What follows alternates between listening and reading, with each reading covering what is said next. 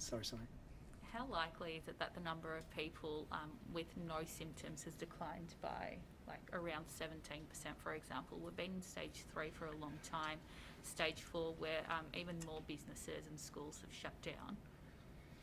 There will be fewer symptomatic people out there. You know, flu has disappeared, 10 cases a week. You are much more likely to have coronavirus than influenza if you've got symptoms.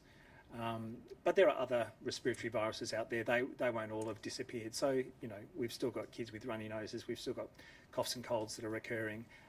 But the general way that we've gone about our physical distancing and all of the things that we're recommending in terms of hand hygiene will have also contributed to all of those respiratory viruses. But what we want is at least 50% of anyone who's symptomatic to be getting tested. For severe illness, we're above 50%, but for very mild illness, we're below. And so we certainly want to encourage people with the mildest of symptoms to come forward as well. The Premier said it was logical that testing would come down, but not by 17%. What's a logical figure for it to come down by? Well, a reduction in cases, you know. Oh no, I meant, so there's been a 17% reduction in the number of tests conducted and processed. Yeah. The Premier said that it was logical for testing numbers to come down, but not by 17%.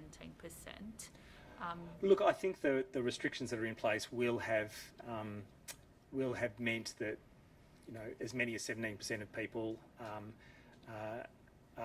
are not going for testing because there isn't quite the convenience that there has been previously, and people are very focused on staying home and very focused on not going out for anything but the most essential reasons. We absolutely want people to go out, and they're allowed to go out for testing purposes.